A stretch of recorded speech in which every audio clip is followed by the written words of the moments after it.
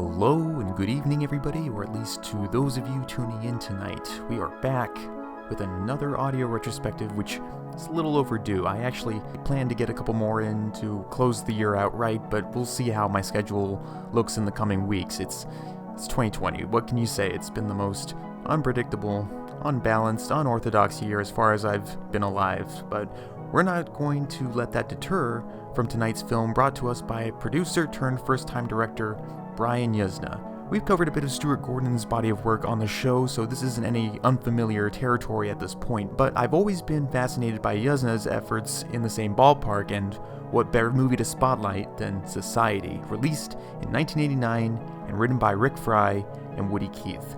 And don't worry, I'm not alone. My guest for this episode is, well, I guess he's a miscellaneous artist, a gamer, and he also happens to be my brother. Zolstar is on the show tonight. I mean, I don't think about them. They don't think about me. We're just one big happy family. Except for a little incest and psychosis. Look, I know you're being facetious, but I think you really believe that. No, I don't. I don't. We're getting along much better now. Really. Hey, let's not waste our time bullshitting. All right. They don't approve of me, okay? They don't accept my friends. They don't talk to me like they do Jenny. Hell, they don't even look like me. Now, I told you that teenagers sometimes feel alienated from those closest to them. Alienated.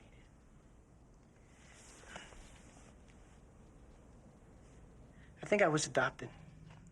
I should put it out there for the listeners that this is round 2 of recording this. We did actually talk about this movie quite in depth in the car, coming back from Mahoning Drive-In Theater, but the sound did not come out as well as we would have liked, and it was a little sloppily put together, so this time we're legit doing it for real, and with some notes as well. But how you doing?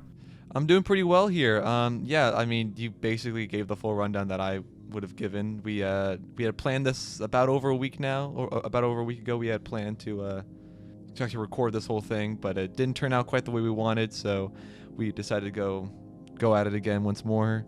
And I'm down to talk about Society. We should probably give a little bit of a backstory. I showed this movie to you, and I don't normally like to force films on people, but in this stance, I knew you were probably going to really enjoy this one. Oh, yeah. And it wasn't in the most traditional way either. I showed it to you via Joe Bob Briggs. Now, you had not seen The Last Drive-In with Joe Bob Briggs before, and this was your very first episode. And I remember you really enjoying the film, but a quarter of the way in, you were starting to, you looked over at me, and you kind of made this face that kind of read like, Jeremy, is he going to be doing this every 20 minutes, just chiming in, giving his 2 cents, cracking one-liners? And like, I look at you, and I'm smiling, I have this shit-eating grin, and I'm like, yeah, he is. You're going to enjoy the entire 2.5-hour runtime of this bitch. We're gonna sit down and just have to watch this boomer talk about horror movies. No, well, okay, so I didn't have a problem with it. Of course, I wasn't used to the format because, yeah, you're right. Because I'd never really seen The Last Drive-In. I knew of him, of course. I knew who he was. Cinemassacre talks a lot about him, and then like Monster Vision stuff and all that.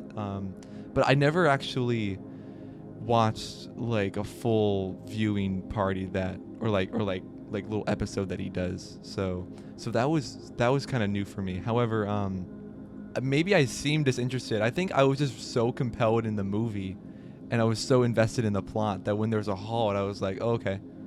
I wouldn't say I disliked it though. I found it really entertaining to like watch some like crack jokes about it and add some comments to the whole movie, add some background. It was fun. But that movie, it was definitely up my alley. I mean, because I had watched Reanimator and From Beyond prior to seeing that. And I had watched, like tons of John Carpenter stuff. Like I was already really enjoying the whole 80s, like gruesome, practical effect monster type movies and stuff. So, oh yeah, I guess I should probably bring up the story about how I showed it to my other friends, I guess, right? Yeah, go for it. Yeah. So after I'd watched the movie, I really enjoyed it. I thought it was really cool, and then I wanted Reanimator from Beyond and Society all on Blu-ray because I wanted to show it to I wanted to show it to all the people that I know, or at least the people that I knew would enjoy a film like that. So on my 17th birthday, I had the same sort of thing with you where I realized, all right, this is the moment where I can just sit my friends down and they can't say no to the movie I'm gonna play them because it's my birthday. So I'm gonna sit them down and I'm gonna show them this movie. And I knew it wasn't very long, so it's not like we're gonna be sitting there for like 2.5 hours or anything. So I sat there and I played them Society. It was on, I think it was on Amazon when we watched it. I don't know if it's still on Amazon. I sat them down, we watched Society, and as we'll get into later on, basically the entire third act of this movie is something else. It's definitely something that you've never seen on screen before, and I remember just having one of the friends just like laughing hysterically, another one was like terrified, and another one was just silently grinning and like chuckling to himself, and the other one was like talking throughout like the whole scene or like the whole third act because they're kind of low-key scared, but they don't want to say it, so they just talk over it.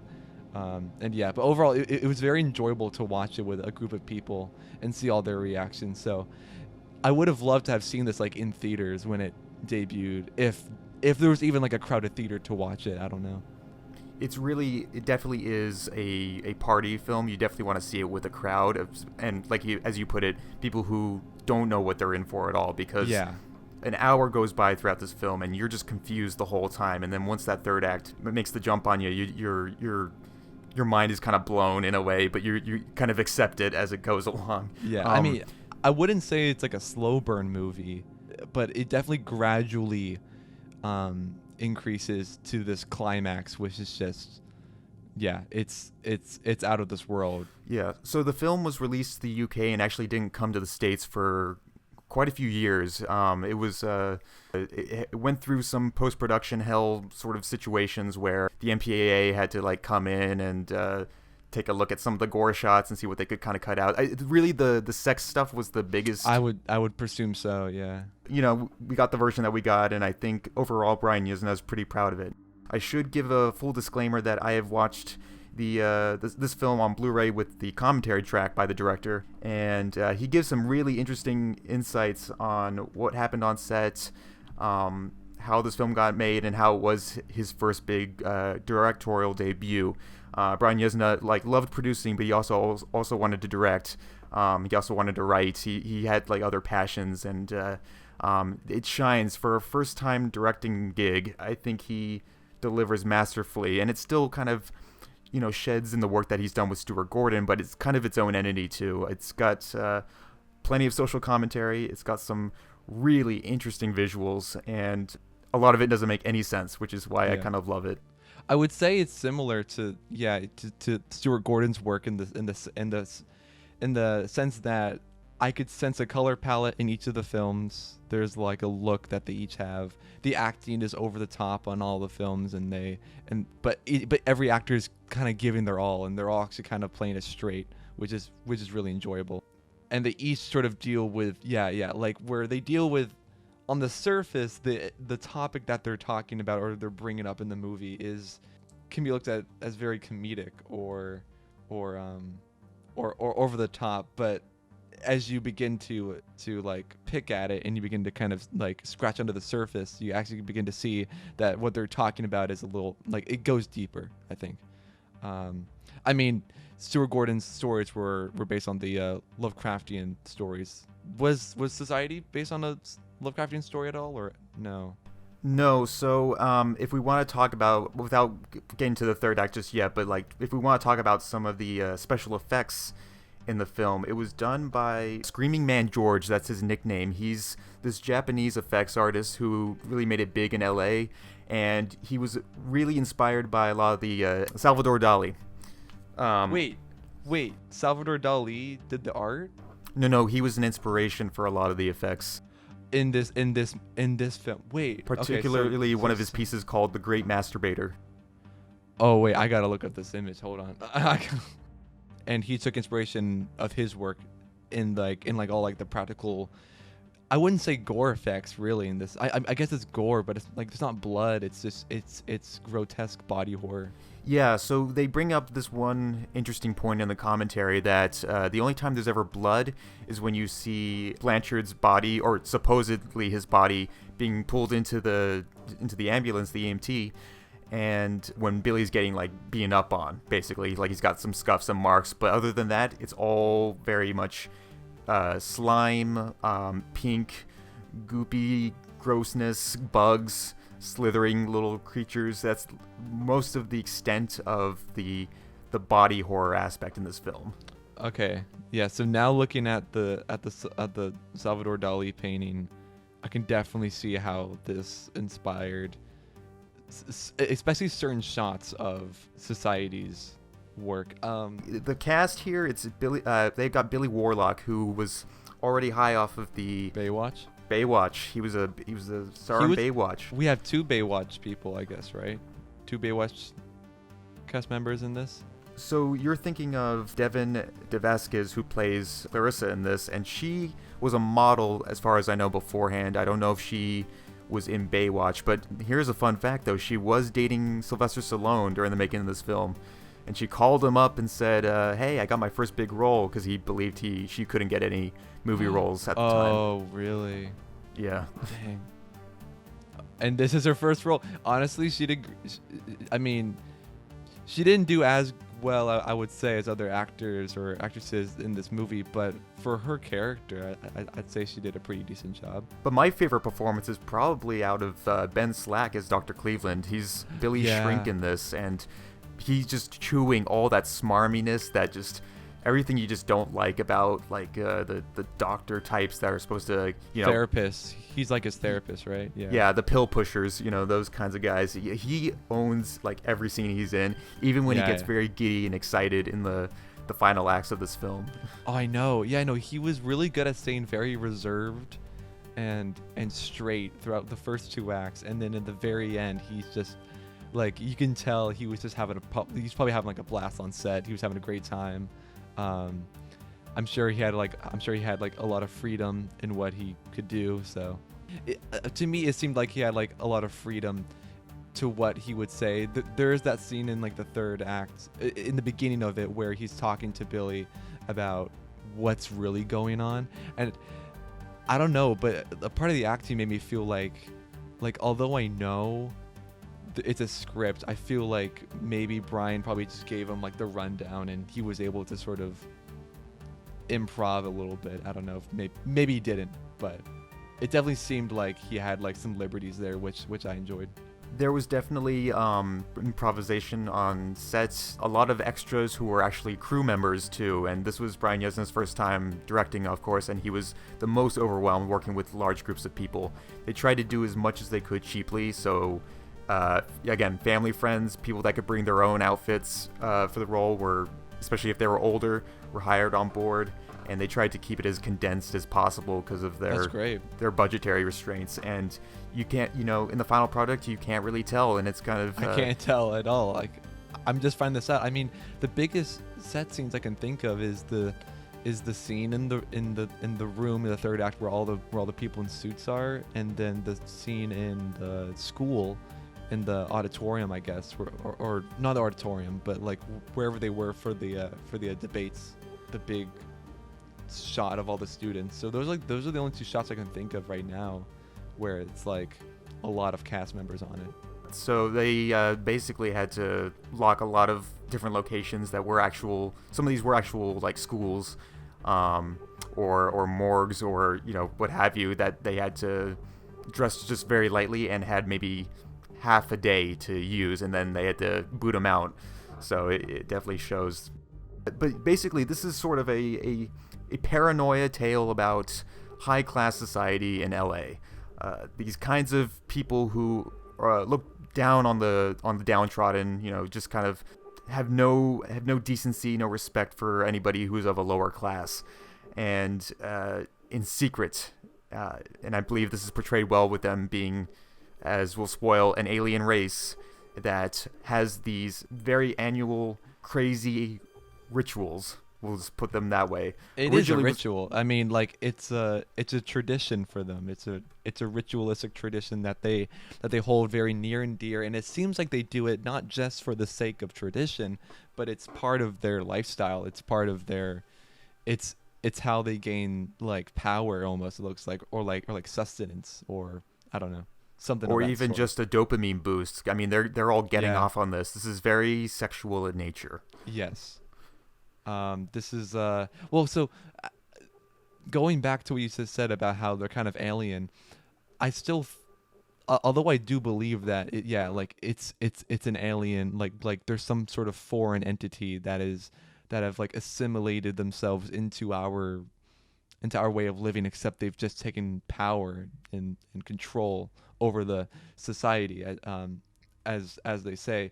The Doctor character specifically states that they're more of like a different species. Because they say that they've been on the Earth just as long as humans have.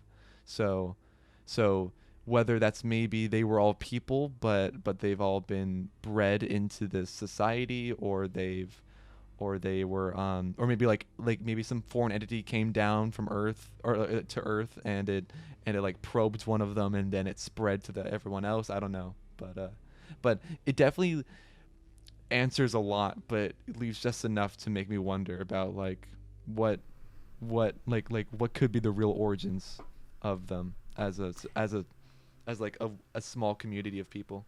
And they're all in different positions of power too. Like you said, there's doctors, there's police, there's a judge who's basically the leader, Judge Carter, I believe is his name. But they're all in these like high institution corporate sort of positions, and that just makes it even more terrifying in concept that that there are people that are probably like this in real life. Mm-hmm. From the last time we recorded this, like I said, I made a lot of connections to this movie with They Live, in the sense that I find them similar because they're both discussing how there's this foreign entity or these evil overlords that are sort of controlling the masses, controlling everyone below them, and making sure that they all stick to what they're doing, obey, consume. And in this case, they're all sort of they stay up in high power, and they're fine with everyone else, the lower class, except in this case, I guess the aliens in society are more feeding off of them, whereas the aliens in They Live are more just like numbing the masses. Mind controlling. Yeah, mind controlling, numbing them all. So they're different in that way, but I find them similar because it's both about a low class individual trying to start some sort of rebellion or like revolution, or just trying to break out of this circle. Yeah, it's a little bit harder to tell with Billy because he's more or less just trying to get out of it. But my assumption has always been with this film is that these aliens were raising Billy as a test subject to see if they could convert another human being into one of them, into their fold, and obviously he resists for pretty much the whole film. I mean, for obvious reasons. I mean, it's like the movie opens up with his parents and his quote unquote sister having some weird sensual interactions. Yeah, there's a lot of incestual things going on with his family that he's starting to pick up on. Their bodies are contorting and twisting around. To me, my favorite sequence actually is when Thatcher at the beach comes up to him with the recording, and the actual recording is actually probably the most terrifying part of this film. Oh, I know. Because, well, at that point, you don't even think about... You're not thinking about the shunting. I was thinking about just the horrors of what they were doing in a sense of like, they're just having incest orgies, which is like, that's just messed up. Like it felt more like a really dark human issue, and it doesn't go quite into that. I mean, it does, but it brings it to the over the top level. All right, now, Bill, I know you're going to be a little upset about this, but I put a voice-actuated tape recorder underneath your parents' car and a microphone in Jenny's ear. You barked my family? No, you barked my family! Just listen to the tape! Listen! I remember my own coming out. I was so excited. Then you can do it with women as well as men. Of course. You know the schedule. First we dine, then copulation. With someone your own age first. Then with your mother and me.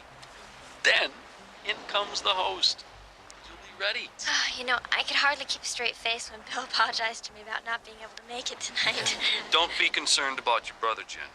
He's too busy with things in his own world to worry about ours. Yeah, that was a very haunting moment. I remember when I played that for my friends, and they were like, first things that they brought up was, oh my gosh, this is like the, you know, Epstein, Clinton, Kevin Spacey type stuff, you know, that whole thing. Yeah, I had to catch myself. I said Thatcher, I meant to say Blanchard. But Blanchard, he's sort of the conspiracy theorist type who's spying on the family, knows they're up to no good, trying to save Billy with the best of his ability, but ends up meeting a very untimely, very intense demise by the third act. And then I believe his character, in a weird way, kind of gets replaced with the Milo character, his friend, Billy's friend, to come sort of save the day, or at least be that mutual support. What do you think of the Clarissa character that Billy sort of falls for, but is also part of this very evil high-class society?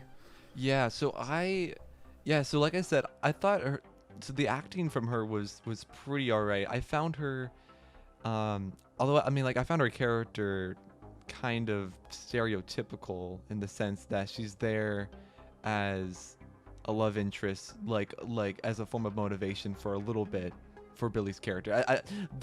There's the point in the movie where he just sort of like he's motivated to go to a place, but you don't understand the motivation. Like I have no clue why he would do some of the things that he does. However, I found her pretty enjoyable overall. I think they are sort of integrated into that society. However, they, at least for a time, they feel resentment towards it, where they're just like sort of like following along because they have to, right? But you can kind of see deep down that they kind of have like some sort of contempt for all like the things that they do and everything. So I found that interesting. I mean, there's a scene where it's the sex scene where they're like finally getting on after the dance, and then he sees that her body begins to like contort a little bit and like twist around in like grotesque ways, and he's like what's going on? And then she's just like, what's the matter? And then she goes back to normal, I guess, and they don't really bring it up. There's a great there's a great line after that moment where she's like, do you want sugar in your tea, or do you want me to pee in it? Or Yeah, that's definitely arousing somebody who's listening to this, so you just thank you for doing that. yeah, no problem, I got you. Yeah, well, her character's always been, a lot of the characters in this film, their motivations are very unclear. Their actions don't quite speak to what their maybe their character is written to think. For Clarissa, for instance, I mean, she seems to be off and on with the society and doesn't quite know what she wants. And what's more confusing is her mother character that's inserted into this film. Yeah. This kind of zombified, odd-looking woman, very plump, coughs up hair left and right, is very attracted to hair for some reason. She coughs up hair. She has weird looking hair. She's very plump, very big. She looks nothing like Clarissa, who is her supposed daughter. So already very strange. However, what I noticed, Jeremy, is that not only does she cough up hair, but so do the other members of the society after a shunting. So there's a scene where the judge coughs up hair after the shunting scene, and so clearly it's some kind of part where their bodies regurgitate, I guess, hair from the people that they shunt. But I guess she does it just because, I don't know. I mean, what we talked about when we talked about it the first time was how maybe she was like an experiment gone wrong or something, or maybe she wanted out of it, so they like did some sort of like lobotomy on her brain, and now she has like weird side effects. I don't know. So many different theories as to what her character means, because again, she's she has a lack of a purpose. I don't know why she's there other than just to look weird and be weird and play up the zaniness of the film. And I discovered recently too now that Brian Yuzna has no idea why she's in the movie. Wait, so is that what he said in the commentary? Yeah. He had no clue. Like he just didn't know what was. He was like, yeah, we just wanted to put her in the film. Well, so the script went through some rewrites. I think it was just something that the writer of this film, Woody Keith or Rick Fry, were trying to really plug into the story, even though she really doesn't have to be there. She doesn't really need to be there. I mean, the only thing that she kind of adds is like some comedic relief, I guess. Well, you brought up the shunting, and this is like the highlight of the film. This right? is the third act. This is the crazy ritual act where you shove your fist up somebody's ass and then pull their head inward, so you're basically creating a molded alien or human being inside out. You're folding them inside out, and it's one of the craziest and most entertaining effects I've ever seen put to film. It's more, well, it's not just the act of shoving your fist up someone's ass, through their body, out their head. Well, I mean, that's what whoever's like maining the shunting, I guess, does it. However, everyone else is just sort of like absorbing their bodies onto the low class bodies, and they're like sort of like sucking on their body, and they're like rubbing themselves all around it. It's very sexual, but it's also just a very grotesque sight to watch anyway. And it definitely brings in like the idea of like, oh, the society elite class probably do like these crazy messed up orgy parties, but it brings that to like 110% here. Yeah, smothering skin, molding together, faces turning into different beings. I mean, at one point even the Dr. Cleveland character's head turns into a hand, and it's the most strangest of all the effects. It's I wouldn't say it fits, but I kind of like that it's there because it's just so wacky. It doesn't make much sense. I mean, I'm pretty sure he says, "Do you want a hand?" and then he puts his hand into some sort of symbol. Definitely very weird. There's the scene definitely when he goes into his parents' bedroom, and his fake parents and his fake sister, Billy's fake parents and Billy's fake sister are all in there having their little fun shunting spree, and it gives way for his dad to have like his face on his ass, because he keeps calling him a butthead. And that was very common in the 80s. Yeah, and then his mom's like legs are like, I can't even remember. It was like her legs are like backwards or something, and like her face is on her legs. Something. Yeah, and then like his sister will bob her head down from underneath, and it's the most. Oh yeah. There's just some very odd but very compelling designs just through that, because it gets. I mean, you're waiting for a good hour, good 65 minutes or so, trying to piece this film together, trying to figure out what's going on, and when it comes to this crazy climax, you do not expect this. Yeah. Like I thought of probably like 100 different things that could have happened, and this was not one of them, surprisingly. And very confusing too, as you brought up with some of the character motivations in this film. Billy at one point is drugged by the doctor and is hospitalized, and wakes up in a frenzy and comes to some sort of realization that he just is in a good mood and now wants to go back to the mansion that contained people who just drugged him like 20 minutes ago. Very confusing, but if we didn't have him make that character switch, we wouldn't have gotten this climax. So I guess anything says goes. Yeah, it's definitely like it comes out of left field. Everything that you're like preparing to see, it definitely it's so unexpected, and I think the backing of the very classical music kind of helps me, 'cause like I don't know, like it's the whole psychological thing of like hearing very, very pleasant music while something horrible or insane is going on screen, right? So you hear like this very nice classical music as they're just absorbing and ripping apart Blanchard. It's insane. It's wild. I don't know. It's very operatic. Well, definitely it's elevated when it's played over the opening credits, which has this very blurry orgy happening in the background, but you can't quite, you know, something like this might occur in the film when you see that opening sequence, but you don't quite know the extent of what it would look like. And what we ended up getting with most of the effects done by Screaming Mad George, I think they really spoiled us with some great visuals. Yeah. I mean, because when we watched it the first time and you were like, "Oh, look, here they go spoiling the movie," I was like, "What do you mean? I can barely even tell what's going on screen in the opening credits. I could kind of like picture out like a face or like a head, but I had no idea what was going on." Yeah, and then the film, I believe so they didn't originally figure out how they wanted to end it, and it was almost a last-minute decision to have this big 1v1 sort of fist fight with the Ferguson character, and it's done to mostly comedic effect, and you can see Billy here just kind of getting his ass beat, but then works up the courage to perform his own shunting back at him, and then make a break for it.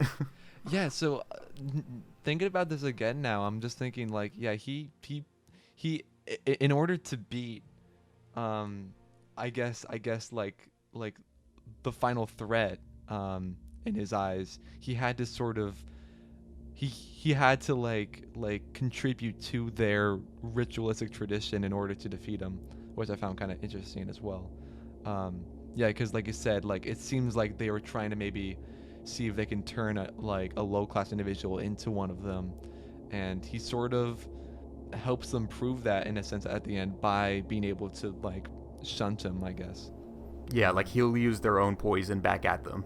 So the look of Ferguson definitely helps, because yeah, like he looks like a very classic bully character. And bringing up Ferguson, now I really want to bring up, do you have the notes on the other guy's name? He's the curly blonde-haired kid. Oh, yeah, what is his name? The character Petrie, he's played by Brian Bremer. Okay, yeah, Petrie. So Ferguson and Petrie are sort of like the two bully characters of this movie, right?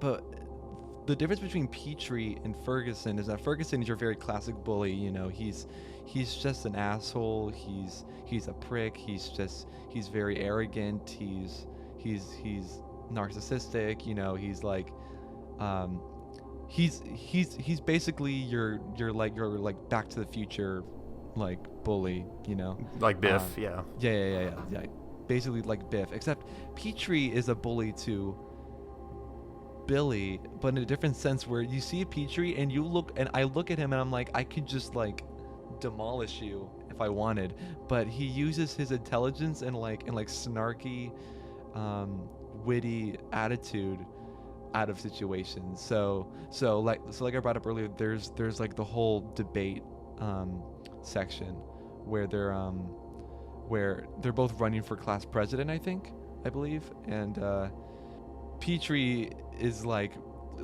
although he looks like he'd be the favored candidate because he just looks more like an actual intellectual than Billy uses his charisma, he uses confidence, and he's able to get the crowd with him. And I guess that sort of creates a bit of like a feud between the two of them. You begin to realize that, yeah, Petrie's probably in on all of this as well. And you find out that he is and he isn't. He isn't on the society, but he wasn't.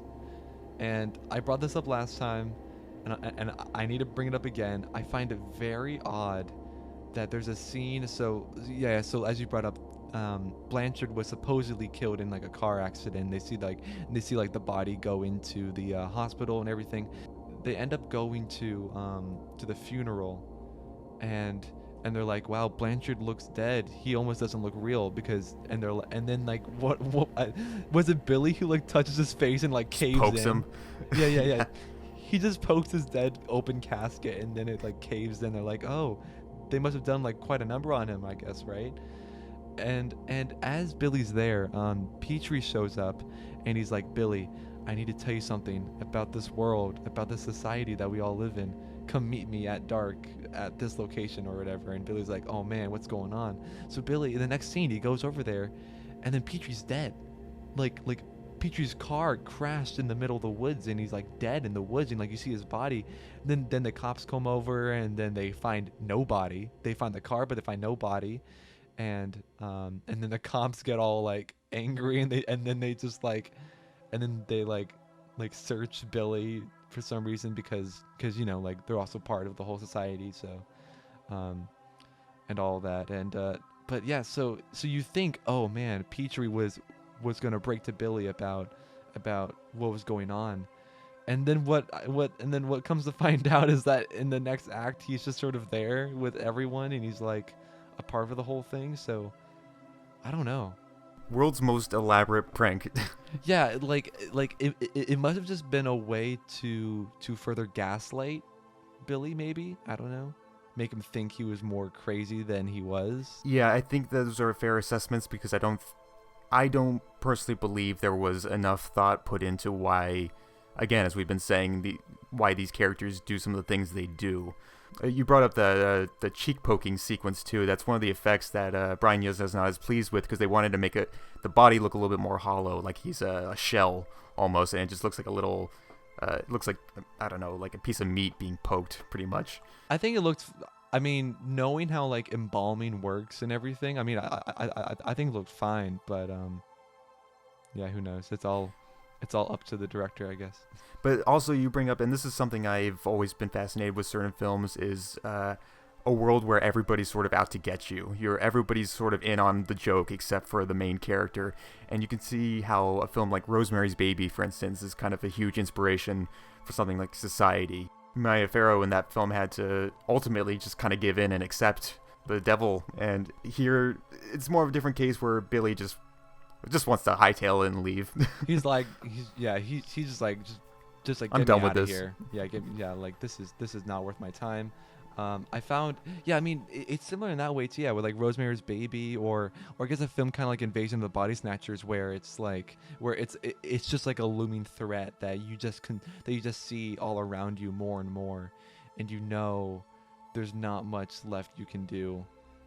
So it's, do you accept it, or do you just get out of there, because you can't stop it at that point, you know? Stuff like that is always really interesting to see. I would say another cinematic parallel that doesn't have quite the level of paranoia or black humor or satire or even gore would be something like Eyes Wide Shut by Kubrick, which also shows what kind of goes on behind closed doors with these high elite status looking weirdos. Which is so funny, because that stars Tom Cruise, who as much as I enjoy in a lot of films, I'm sure that he's had his fair share of. Well, it also stars Nicole Kidman, and I mean, I'm not gonna go down any conspiracy rabbit holes, but her family's pretty rich. I'll put that out there. True. Yeah. But yeah, I the way that this film reflects our society, it definitely plays into a lot of middle class, lower class people's fears. Like, what kind of people in these positions of power, what are they doing? I mean, like, well, not just what they're doing, but what are they doing to everybody below them? Like, because we always have faith in, like, oh, our government is here to protect all of us. Our like, these companies are gonna make sure that their customers, the consumers, are always gonna be happy, or always gonna be safe.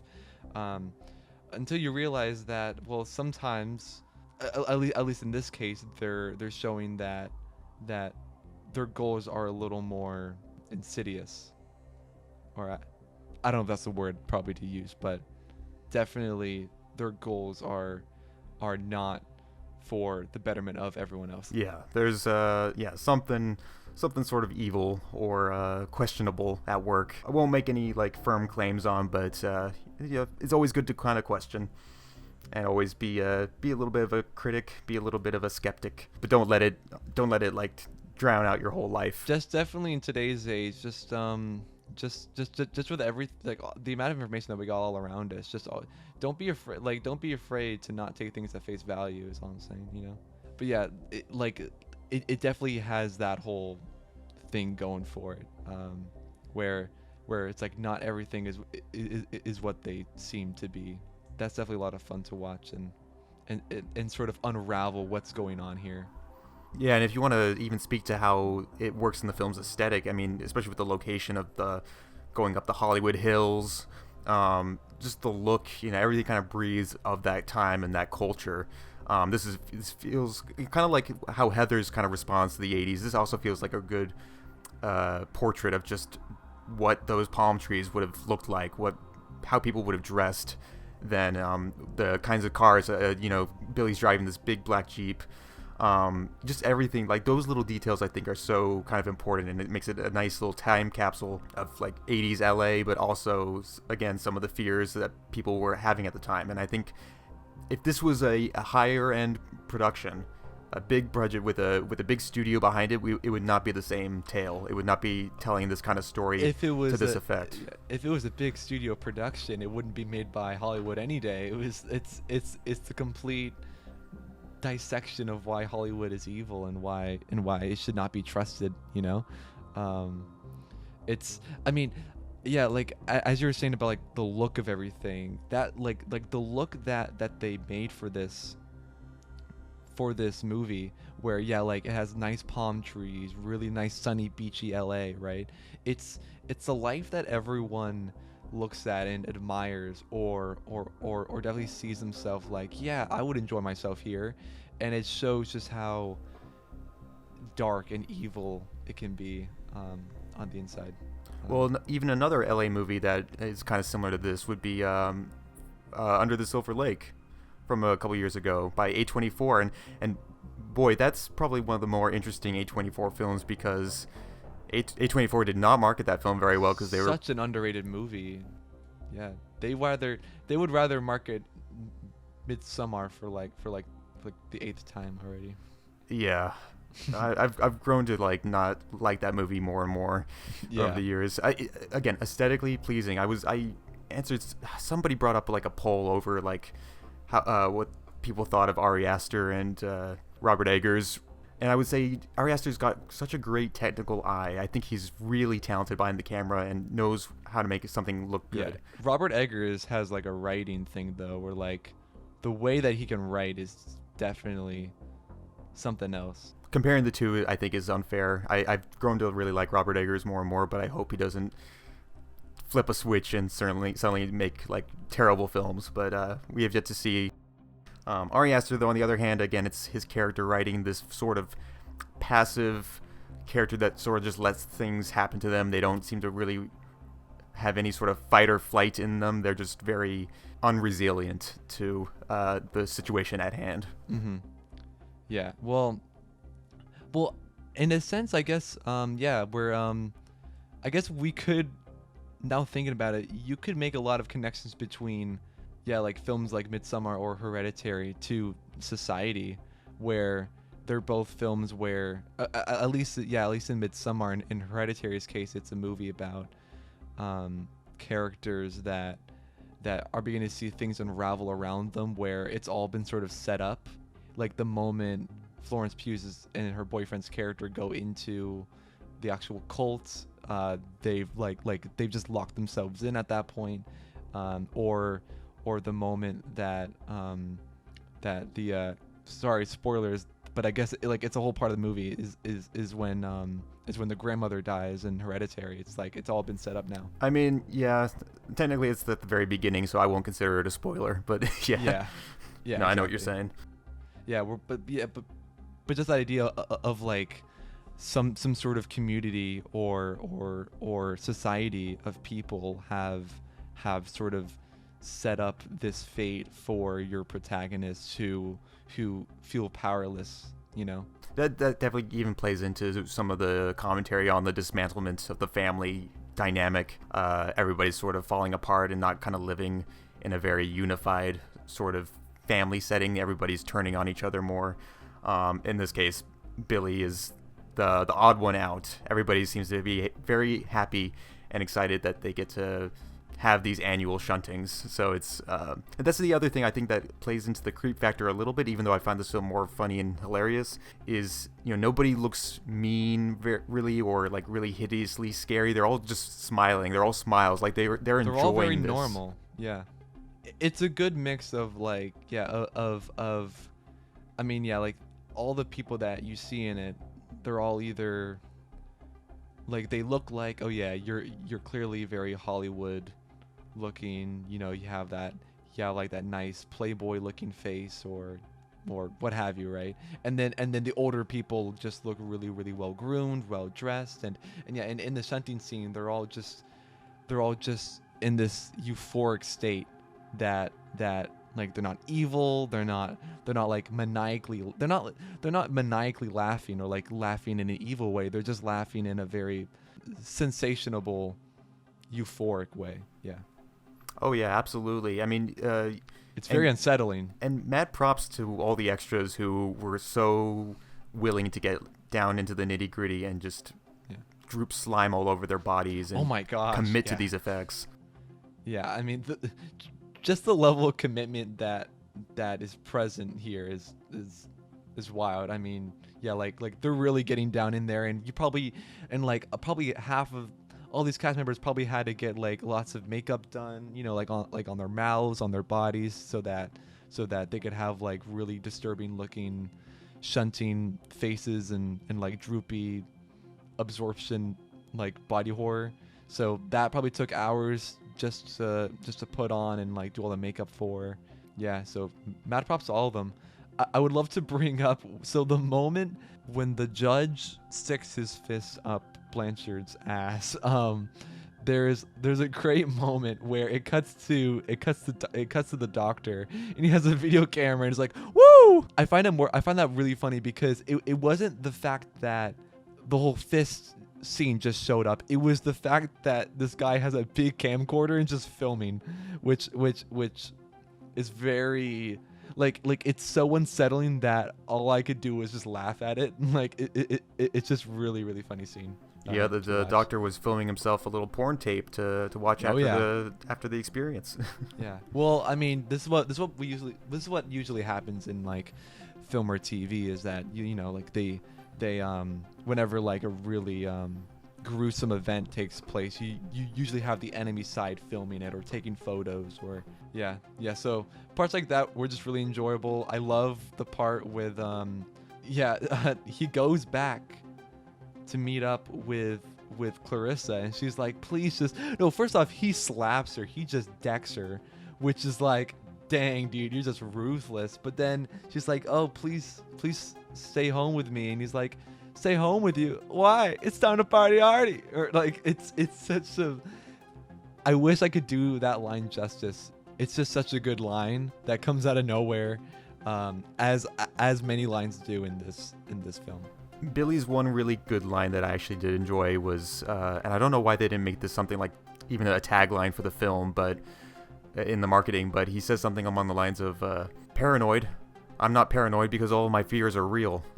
Dang, that's actually a great line. They should have done that in the marketing. That would have been great. Speaks volumes. Yeah. Going back to the character Ferguson, if you want to understand how cartoonish he is of a bully, he literally walks around and just calls him Billy Boy. Like, what's up, Billy Boy? What are you gonna do now, Billy Boy? And then, so that's a great scene at the end where they're having the fist fight, and he's like, what are you gonna do now, Billy Boy?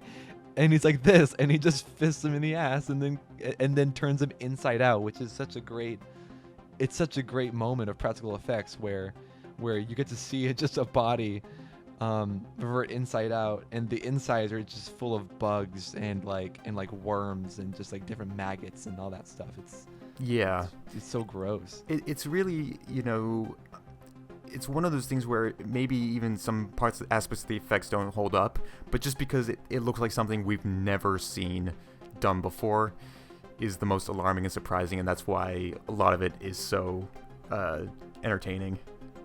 I would always say CGI has its place. It's definitely helped a lot of films, especially when used very craftfully and very carefully, but effects like these are always going to hold up longer will have more staying power because of just... It's more memorable, just over, like, it's just a more memorable sight than something that I would just see on CGI, because it's just, yeah, I don't know. And human interaction too. Yeah, it's the human interaction. It's the whole idea with the whole uncanny valley. It's like when I see something in CGI, it really depends on how you're gonna animate it, what's the setting and everything, because it can just look so fake. The movements aren't real, because at least when it's practical, they have to move the animatronic in a human fashion, or like how it's being moved, like it's there. And Brian Yuzna, I know, would stay true to that for the most part. He and Stuart Gordon both in their later film careers going forward. I know he did Bride of Reanimator, the sequel to Reanimator, which I actually have not seen yet, but I am very compelled to watch that now, given his experience working on this film. For real. I know that what's his face from the stupid Dead Meat channel, that he has done kill counts on Bride of Reanimator, and Society, but he hasn't done it on From Beyond, which I'm like surprised, because like he went through all their movies, but he didn't even think to go to From Beyond, which is wild to me. Well, I guess From Beyond would be a little tougher since it's such a small cast. There's not really a lot of kills to consider. I don't know. He just did The Lighthouse, so I'm like, Okay. if he can do The Lighthouse, then I feel like he could do From Beyond. Sure. Maybe it's on his long log list, but I don't watch those videos because he's got that. It better be on his log list. No. Well, so I watched this on my Arrow Video Blu-ray, and the picture quality and the sound quality is overall pretty good. Yeah, what changes do you like? Are there any changes at all do you see in it, or? Well, in the film's third act, I think we were very tuned into a look that was a little bit more of a pinkish, reddish sort of color palette. I would argue it's actually more orange looking in this new version that I've seen that's restored. There's some red in there, but it's far from the pinks that you get from something like Beyond, or the greens that you would get from something like Reanimator. I would definitely say, yeah, it's more, from when I saw it, it's more like a yellowish, orangish color palette throughout the movie, especially in that third act. I mean, throughout the rest of the movie, it's just usually it's just normal lighting throughout most of it. Yeah, and not even motivated really, but lends itself so well to the effects. I think, it plays up those colors well, and it probably was an interesting cheat to gamble, I guess, with the MPAA, because, yeah, as we brought up, little to no blood. Is there anything else we can say about this film? If you want to get a couple friends, crack open some cold ones, have a good time, and just watch this extreme left turn of a third act kind of movie, go for it. Maybe watch it before you show your friends, so that you can watch it and sort of focus on their reactions instead of what's going on in the movie, because it's definitely a movie to watch with a bunch of people, just to get reactions, and feel the energy of the room. It's very enjoyable. I know it's a cliche thing to say, but it's definitely a movie that has something for everyone. Yeah, definitely show it to your great Aunt Sally. She'll get the most out of it for sure. Yes. She's gonna love it. She's gonna love it without a doubt. But yeah, for the 6 people who listen to any of these podcasts that I record, I would assume they've seen this film by now, and to them I would say, give it a rewatch. The film holds up tremendously well. Many of its flaws and story points and character motivations aside, it is just a wacky good time. And even though you're kind of waiting for a crazy third act, the first half of the film is also just equally as entertaining, just because of how weird everything is. Very enjoyable. 10 out of, I wouldn't say it's 10 out of 10, but I would 10 out of 10 recommend it to anyone who seems interested in this movie. Definitely one of the best movies in this body horror, sort of sci-fi horror, indie scene. Yeah. By the way, fun fact, there was supposed to be a sequel called Society 2 Body Modification. It was in development. There was a script, but it never surfaced. past that. Wait, so there's a script? Yeah. Okay. Do they plan on releasing that? Who knows? It's written by a man named Stefan Bureau. I don't know if he's still alive, if that script has been just burned and put to waste. Listen. All I'm saying is, if we could get the Snyder Cut out of here, then the least we could do is release the Society 2 script so that I can read that, because that sounds very interesting. Yeah. I'm all in for a Snyder Cut. Yeah, Society 2. Snyder Cut of Society 2. Let's do it. Let's make it happen. We'll start a petition and we'll see if we can get at least 10 Snyder fans signing it. And Awesome. to me, that would be a Great. success in my book. Awesome. Yes, we have to. Well done. Well done indeed. Effective, efficient, Oh. and to say the very least, entertaining. I do love the smell of the hunt and the taste of the shunt. Zolly, is there anything you would like to plug, by the way? I realize I always call you Zolly. I think I've maybe ever called you Solomon 10 times in my life. I mean, I say Solomon for most professional work anyway. You call me, it doesn't matter, Zolly. I mean, at this point, my whole online persona at this point has just been a jumbled mess of different names. So whatever works for you is fine.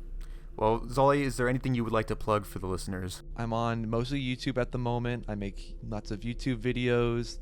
I would say lots, but I have a good catalog, I believe, and I've been trying to work on myself on making really nice analysis sort of video essay type videos at the moment. You can check me out on youtube.com/Radley.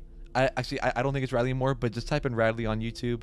And I should show up. I have a recent video about The Last of Us Part 2 and why it sort of fails as a sequel. Doesn't fail as a game, but it just fails as a follow-up to the predecessor of Last of Us 1. And so I sort of break that down, but it's not boring and it's not lame, and I'm not some like whiny gamer crybaby. There's lots of jokes involved. It's mostly just there to have a good time and laugh at a game while also bringing up some points that at least I feel is pretty important to bring up. But yeah, so you guys can all check me out over on YouTube. I'm on Twitter. I usually just post video game stuff and memes and just like casual shit posting. So if you guys are into that on Twitter, go ahead and follow me at RadleyVEVO. That's literally the name, RadleyVEVO, because someone took Radley. And I'm on Instagram at Zolstar. And yeah. Awesome. Yeah, you bring up Last of Us 2, which I always forget about, but as much as we rally on about how this has been a terrible year for film, it's been it's been a weird year for games, because some of the best games have come out this year, which is like Doom Eternal came out this year. That one's fun. Yeah. That one's a lot of fun. Final Fantasy VII remake came out. Like a lot of great games came out. However, I would probably say some of the most hyped games has been a bad year, because everyone was saying Last of Us Part 2 was gonna be the most hyped game of 2020, and it turned out to get beaten by Among Us and Fall Guys, which are two games that have the most mediocre graphics, the most basic of gameplay, and they've exploded in this year alone. So definitely I would say the most hype games this year have been sort of disappointing. Yeah, I played maybe 1 hour of Among Us and then I got bored with it very fast.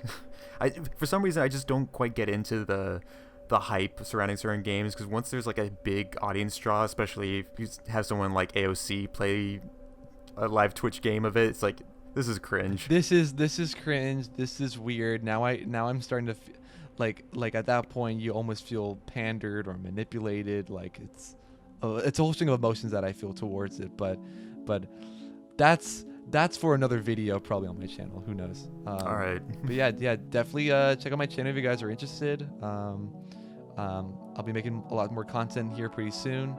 And thanks for having me on, Jer. talk about society and everything. Absolutely. It's always good to have the family on once in a while.